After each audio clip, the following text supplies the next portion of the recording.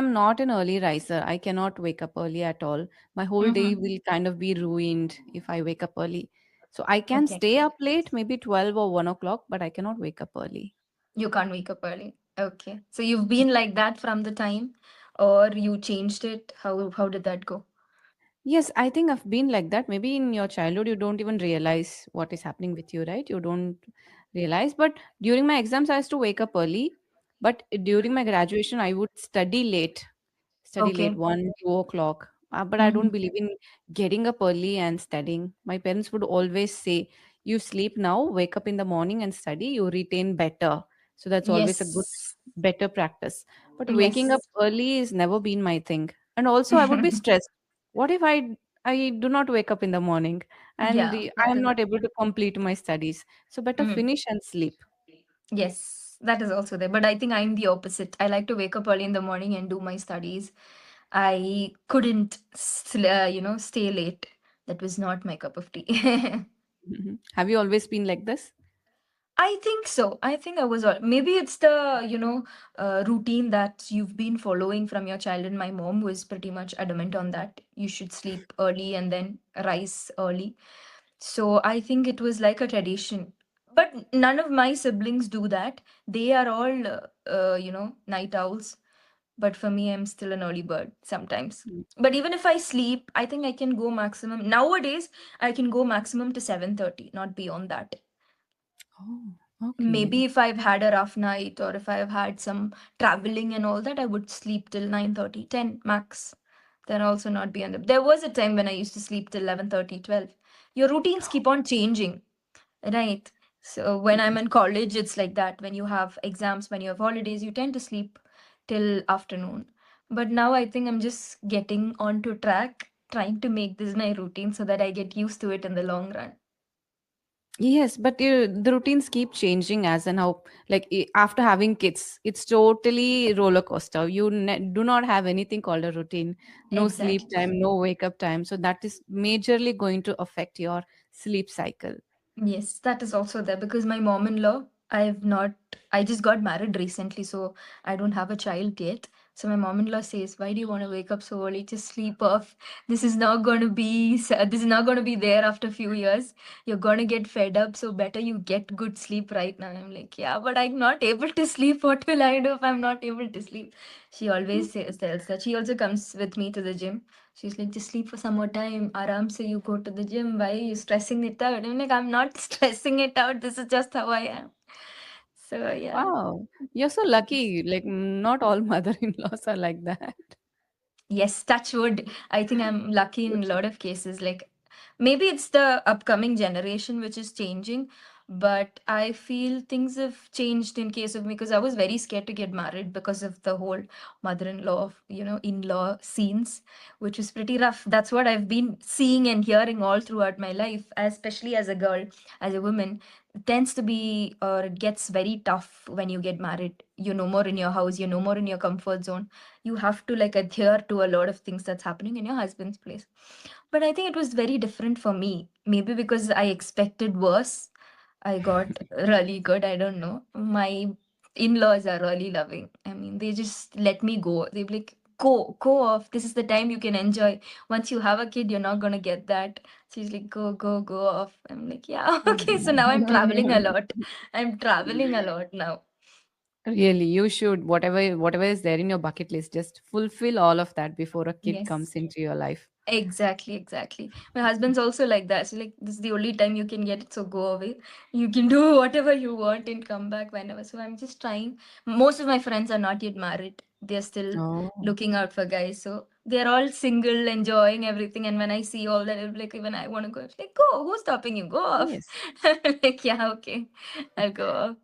You Yeah. still So that's can. yeah, exactly. Till I Mm. get a baby of my own. I've seen my Yes. sister going through it, so I'm like, she's like, please go maximum.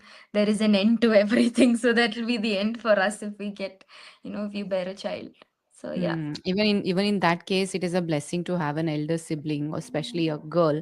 I mean, your Yes. sister, who Yes. tells you, right? Because they've gone through similar kind of experiences Exactly. as you. Maybe an Exactly. elder brother would not add much to it. But sister, they can definitely guide you. I'm so envious right now. I wish I had somebody who told me do everything and finish right now. Yes, yes. I Nobody do told have a me. lot of sisters. And my first cousins also, we're mostly girls.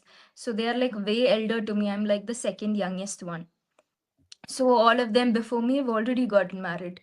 My sister especially. So I think she can resonate a lot after I got married. She gave me a lot of, hearings. She told me this is how it works. This is a but then the only thing she said that people are different. Not every time you get the same people, right? So I think Hmm, for her it was different, and for me also it is very different compared to her. The thing with her is that she's got a city life now, but okay. for me, I was in Bangalore for 5 years. I was born and brought up in Kochi, which was again a city. And then now I've moved to a very rural, remote. I can just hear birds chirping. I can just hear, all the hens moving and all that, cows moving. That's all that I hear. I don't even hear a single, car noise, vehicle noise. So it's very different here. So do they like people living in the cities, do they sympathize you or do they say, wow, you're so lucky? So there are pros and cons for this. Yes. Okay, so I feel con is the fact that there's no city life as such, because I was born and brought up in that atmosphere. So for me, it was very difficult to adjust at a certain period of time. But then the pro is that you have fresh air. Health wise, you're safe. Climate is amazing. I mean, I'm just enjoying the weather here. I'm just loving it. I feel like I was destined to be here somehow. In that case, yes. For me, I had a lot of allergies. I had skin Yes. allergy. I have Yes. dust allergy. I keep coughing through it. Now also I do have, but the intensity has reduced. My face also, if you notice, I had a lot of pimples. Everything just vanished within a year. And I'm like, okay, that's hats off to the climate here. So in that Mm. case, I think pollution free, fresh air, good water. Water is also really good. You wouldn't believe the water that comes. No, you can drink from the the tap water. It's that good. So Wow, yeah, that's really good. And you in told that that case. you were just preparing yourself for the worst, right? So Mhm. what do you think? Is it better to think in that way and keep yourself prepared for the worst, or it's better to have positive or some kind of expectations? What do you think? Hmm, I think how much ever negative we think, there would be a certain point where we would expect a lot of things. How much ever we feel, no, this is going to happen, but inside we would feel, yeah, it would have been better if this happened. Right. I think especially for women, it's like that. We expect a lot, especially from our partner, especially Mm. from our parents, our own parents. We expect siblings also. But the thing with me was that mine was a love marriage, right? It was love come arranged marriage. So we didn't have much time to, Okay. roam around, date, and all that. It was all of a sudden. So the thing was, even his parents, even before his parents met my parents or our parents talked, his parents called me. So they Oh. already gave me a warning. See, this is Mm. the life here. This is how we are living. You should think about everything. So they gave me a heads up. That was one positive that I found. They have already warned me about it. That it's going to be very different for me because I was born and brought up in such a place. So my husband also, he told me this is going to be the case, this is how it's going to work. I'm going to settle here. I'm going to take after my father's business. So it's going to be this life. But then you have a lot of pros in that case Yes. also. And if you want to enjoy for a weekend, or we have a weekend getaway, Bangalore is very close by. It's Mm. only 4 hours from here, and it's a good Okay. drive too. Mm. So he said Mm. maybe once in 2 months, once in 3 months, we can go somewhere. But if you are here, then you'll be stuck here. There's no looking back at it. So I think I had a heads up in the beginning itself. So that's why I expected worse.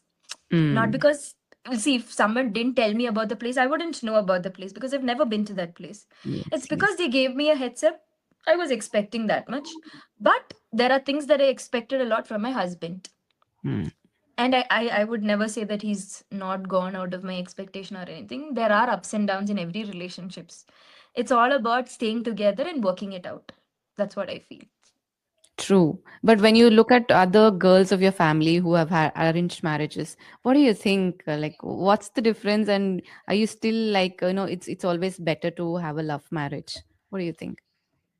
So first of all, I was not prepared for a marriage, not marriage, prepared for a love marriage, because I was Okay. getting a lot of proposals. I was actually in a very bad phase to a certain extent.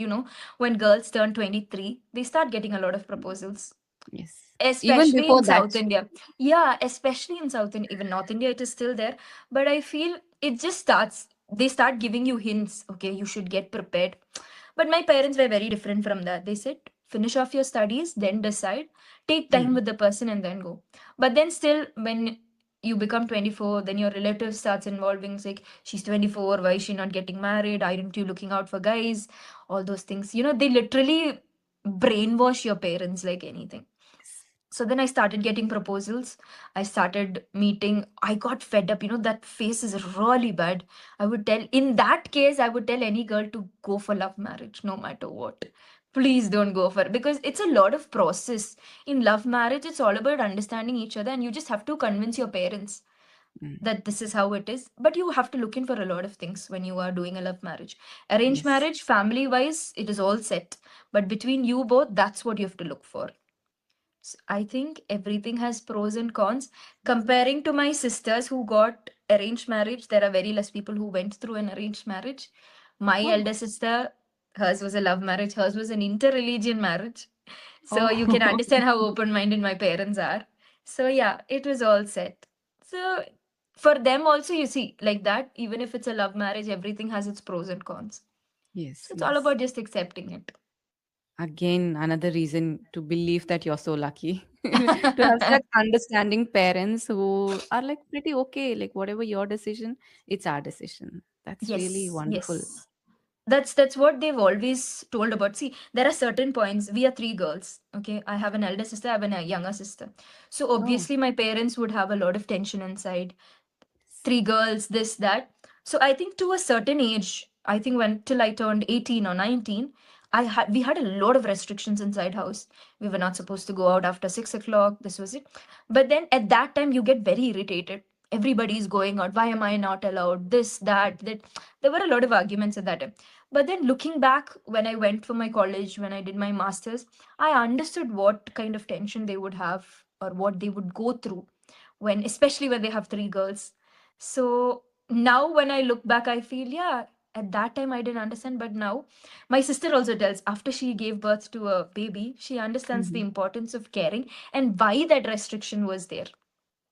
Right. Yes, So yes. yeah, it They're is. not only like concerned about you, they are thinking about the society outside as well. Yes. Because when Yes. your kids grow, you will even more better understand their thinking and what was running in their Exactly. mind. At certain Exactly. stage, you feel so irritated with them, with their Mhm. restrictions, with their behavior. You end up thinking, God, why my parents are like this? But when you have your Exactly. own kids and they grow up, you will start realizing like what Realizing. they went through. You start to resonate with them a lot. You understand what they had inside their mind. I mean, I used to remember, I used to just blast out at them, get very angry, frustrated, annoyed. I was literally overwhelmed at that time because all my friends are out. They're partying or they are meeting up, they are doing this, doing that, they're going, traveling. And then I'm just sitting at home and looking at my parents' face. I'm like, this is not what I want. And then I used to blast out, do this, do that. But Oh, then at that time also they used to tell me there will be a certain point in your life where you will realize why oh, we did all this. So oh. in a certain way I feel yes, that was a big blessing that So, happened. were you rebellious or obedient? No, Sometimes no, you no, would no, no. blast, but No. Yeah, I used to have a pressure point all the time. I was a very patient person. But then when it becomes too much, it's I think it's a basic human nature to rant out pretty much. And they are the only people whom you can rant out also, right? You can't just go yeah. out, simply pick a random person and then rant out, right? So I Hmm. feel in that way they've become very calm. But there are places where my mom also got out of control, where she also blasted. We had arguments. But then I feel at the end of the day, she's my mother. So I can always go back to her how much ever we fight. There were situations or cases where I stopped talking to her. She also stopped talking to me for 1 or 2 days. And then Both of us started crying, we patched up things. Oh. It's all a the kind of thing that happens in most of the family, I feel. Yes, but there are other families as well who are pretty orthodox. I think even till date, they Not you pretty, cannot too even. orthodox. Yes, you cannot blast at them like you used to do. Some parents are not like that. You cannot even talk to them or express what you want to Hmm. do, your opinions, your wishes. You can't tell them that. So you Yes. don't even have that kind of comfort level with your parents. So there are many families like that. You can't even raise your voice. They say you're a girl, you should keep quiet. I mean, like, what? A guy can say and a girl can't say? That is very injustice. That is literally inequality. I've seen a lot of households, especially in Kerala itself. There are a lot of districts which have this kind of patriarchy in their mind, but there are places in Kerala which follows matriarchy also. Oh, okay. I wouldn't say patriarchy in my family, but it was equal treatment for everyone, including my brother and Hmm. me as well. It's the same kind of rules. Not supposed to go out with friends. Nothing of that. It's Yes. just go college, come back home, not talking to anybody, don't have a lot of friends. Oh my God, there were a Yes. lot of restrictions on me. That is there. I think if parents think that way, see, at a very tender age itself, if you have a girl and a boy as your children, you should give the same restrictions to both of them, no matter what. If you give a higher restriction or one step ahead, then I think that involves or gets into the women's or the girl's head a lot. And then it'll burst out pretty fast, I feel. So if you're giving a restriction, I think it should be given to both Yes, equally. no, definitely. And whatever work the household chores, even it was not considered he's a boy, he should not do the dishes. No, he would do Exactly. dishes, he would do cooking, he would do cleaning, mopping, everything. Whatever we did, he was supposed to do that. Exactly. So there was no Exactly. difference. But in general, they were very strict and they were very conservative. So we have had a Mhm. lot of restrictions growing up. Yes, I think yeah, that was the case for us also. I wouldn't say orthodox, conservative in the sense, yeah, restrictions in terms of restrictions, yes, there was. But when it comes to raising your opinions or talking freely with parents, I True. think I had that. I could do that. I could tell them whatever I felt. Even if I had a small crush on somebody, I think the first person I would go and tell would be my mother. She'd be like, Mm, yeah, this happens in your age. It comes. Don't take it out seriously. You're going to meet a lot of people. So you'll understand who you want. So I think in that mm. case, I was not, you know, strong enough or confident enough to tell my father. But mother, I could. I think that's the case for most of the women. You can tell freely to your mother. But I was more close to my father. He was more like Okay. my best friend Oh, okay, okay. in But terms there are of all the certain other. topics you can talk with your dad, and certain topics you can talk only to your Yes, mom. yes, yes. That is there. That is there. Mm. When And you also, have it a is rough the situation. yes, it's also the generation gap, right? You Yeah, are like a decade younger than me, so your parents also might be younger than my parents, so there's a yeah. difference. Yeah, that's what I said in the beginning itself. There would be a, generation gap. The upcoming parents are a bit more understanding. I think when we become in-laws, it'll be a different scenario, right? It'll be a very different scenario. I mean, I can't even imagine. I've not even had a child, but still, when we become in-laws in the future, things would be very different. Now itself, there's a very big difference between, daughter-in-law and the mother-in-law and all that. And Mm. people have started moving out also. They don't want to stick in their house. I think that's really good. If you move out from your house, if you'll also have a place to call your home when you move out, your family. Now we are separate family. When you get married to somebody, you are a separate family. You're not in girls family, you're not in boys family, you're a separate family now, right? And then eventually you have importance in both, but I feel more than anything your partner should be your priority more than anything in this, Definitely, right? yes. Now, how my mom dealt with us compared to how she deals with her daughter-in-law, there is a difference. She cannot Yes, give the same treatment that she gave us when we were children, right? So it changes, exactly. generation changes. So do in-laws. They look how people or how society is dealing with people or daughter-in-laws, and they change. They mend their ways. So I think Mm. when we become in-laws, definitely I would prefer my son leaves home when he's in Yes, college. exactly. It would actually close up a lot of misunderstandings between them. It's always good to love far away, have that kind of connection, have that kind of bond. When you have a distance, also, you know your boundaries at that time. Right. So I think when I got married, or when before I got married, I had this thought that my in-laws would be very conservative because they are in this area. They're in a very rural area. Their traditions, culture is very different from the city life. So for me, I thought, okay, they would be. But then after I came here, I understood they're much more open minded than my parents. That's how they are. So, you tend to misunderstand a lot of things. I felt like I judged uh, you know, too easy or too fast at that time. Yes, depending on the Right. place and depending how they carry themselves, we Yes, tend to yes, judge, but we never know internally how they are. Only when we start exactly. living with them, we understand. And also, when you live far, I think the value and the love, respect for you is better. Increases. Yeah. Yes, and when you start living together, you start noticing flaws, even Mm. small, tiny mistakes of each other. You don't like their behavior, Yeah, you don't like something they say or do. But when you're exactly. far, it's like all lovey-dovey. It's nice. They care for you. You You get value to and respect open each up also, right? See, if you have a fight, if you're in a joint family, you have a small argument with your husband. For me, it is already written in my face. I can't remove it off. But when you're in a joint family, you'll have to do a lot of things. You have to put it inside, you have to indulge in it, you have to close it up. But then if you have a home of your own, you can rant it out whenever possible. You can just finish it off first. But then if this happens, no, it'll be there inside. It just keeps prolonging a lot, I feel. That's a major thing. Whenever you have an argument with your partner, you cannot show it on your face if you're in joint family. You cannot Yes. shout at each other. You cannot quarrel in front of anybody. You have to Yes. fake it all the time. That is so suffocating. Yeah, exactly.